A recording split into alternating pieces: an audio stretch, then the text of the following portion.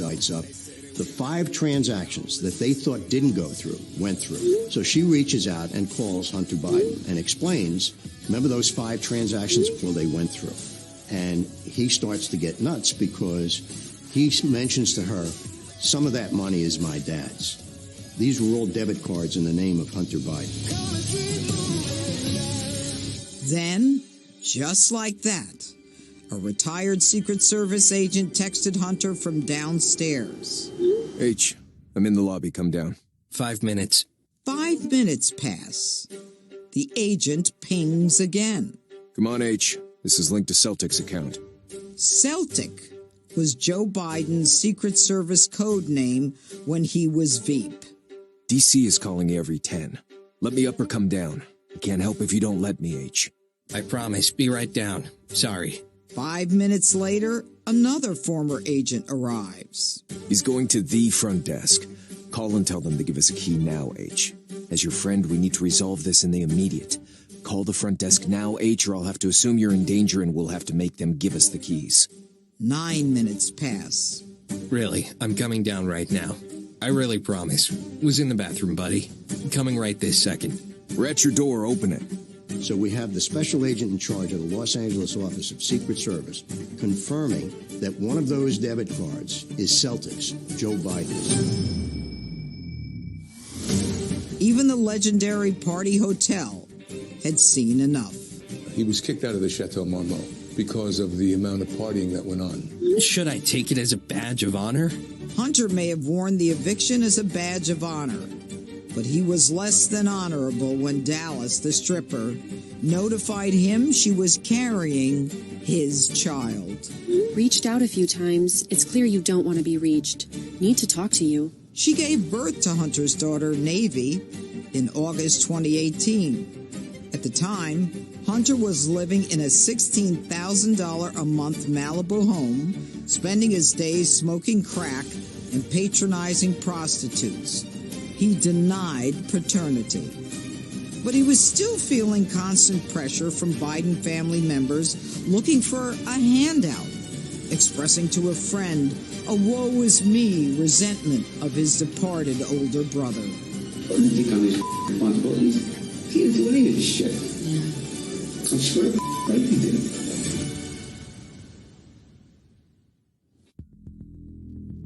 On October 12, 2018, Hunter went back to Delaware and bought a .38 caliber revolver. Hallie, who apparently thought he'd try to kill himself, threw the gun away.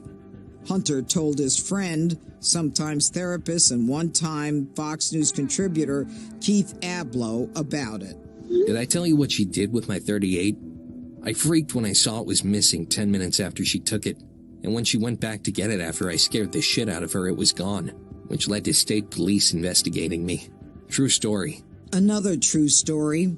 Hunter swore on a federal form that he wasn't a user of illegal drugs, even though there are photos of him smoking crack days before. Secret Service agents tried to take possession of the federal form, but the gun shop owner refused. Hunter is this barely functional human who's got this roaring crack addiction and roaring sex addiction. It's just a very bizarre scenario, considering that you have to juxtapose that against the really high-level, dangerous business that he was involved in. Hunter flew back to L.A. while he viewed himself as a functional drug user. His uncle and business associate, Jim Biden, knew he had big problems. Jim traveled west to book Hunter in an exclusive detox center with a pool, hot tub, gourmet meals, massages, and yoga classes. Again, it didn't take. So that fall, Hunter returned east to try a program in Massachusetts. It also didn't work. He drove up and down I-95 and for the next few months lived in a series of cheap hotels with easy access to dealers and prostitutes. During that time, he exchanged a series of texts with Abloh, joking about what they called Joe's dementia. In one, Abloh suggested a theme for a 2020 presidential run. Any man who can triumph over dementia is a giant. Perhaps he can help us remember all we intended to be as people, since he can now remember his address. He doesn't need to know where he lives, Keith. That's the only thing the Secret Service gets right, at least 75% of the time. During that time, Hunter recorded a rambling poem in which he seems to fantasize about scuttling his father's White House ambitions. I am the boy no one knows, but fears. You do not know me. You do not want to know me. You will never know me if I so choose. All I am is feared and loathed, as I carry the load of every single sin and venal act. You think that you see me, but you do not. You think that you hear me, but you will not. You think that you love me, but you do not. I am all that is combined in the things you fear most. You think you understand my threats, but you do not.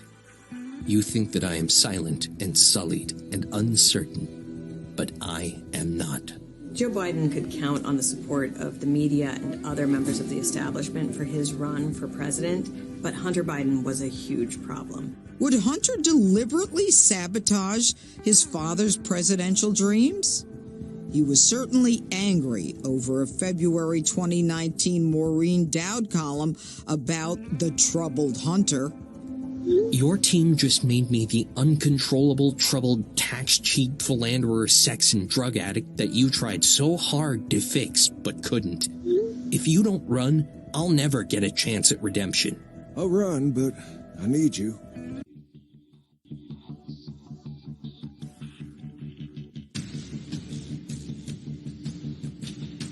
In March of 2019, it was Joe Biden asking, "Where's Hunter?" He was ready to announce his third run for president, but Hunter was on a drug and sex binge up and down I-95. That's when he got a call from his mother, Jill. She asked him to come home, and he accepted the invitation. I walked into the house, bright and homey as always, and immediately saw my 3 daughters. I knew then that something was up. A moment later, I spotted 2 counselors from a rehab center that I'd once gone to in Pennsylvania. It was an intervention. Not a chance, I said. My dad suddenly looked terrified. I don't know what else to do, he cried out.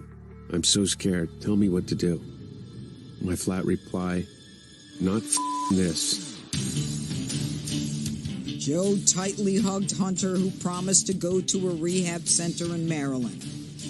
But when Hallie dropped him at the door, he never checked in. She drove off, and he Ubered to a motel by the airport. For the next 2 days, while everybody who had been at my parents' house thought I was safe and sound at the center, I sat in my room and smoked crack that I tucked away in my traveling bag.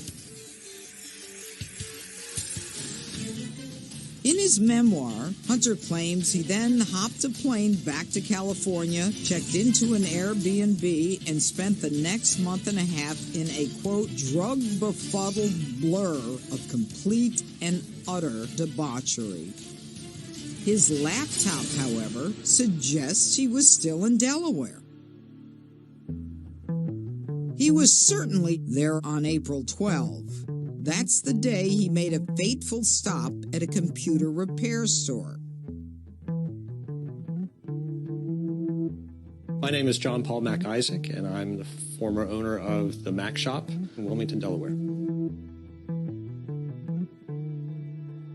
It was Friday, April 12th, 2019, right before I closed, and walked in a gentleman carrying 3 MacBook Pros. I could definitely tell that he was inebriated, and even though at this time I didn't recognize him, he was a bit beyond my visual acuity range. When I asked for his last name, there was a long pause, and he kind of sarcastically added Biden. I had to ask Hunter for his password, and he started laughing. He was like, "You're not really going to like this." Mac Isaac told Hunter that one laptop required more work and he'd contact him when it was fixed. What began as a simple data transfer soon turned troubling. During my research, there was just so much homemade pornography on his laptop that it was disgusting. It was hard to work through. I tried to keep my blinders on, but the sheer volume of it was astounding. That wasn't all he noticed. There was a file called income.pdf. I decided that would be the file that I would open up to verify that the data transfer is actually working. And that's when I opened up that document, and I saw that he had made $1.2 million in 2014 for Burisma. Once the data transfer was complete, Mac Isaac made several attempts to contact Hunter.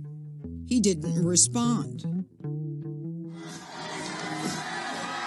Shortly thereafter, on April 25, 2019, Joe announced his third run for president. The single most important thing we have to accomplish is defeat Donald Trump.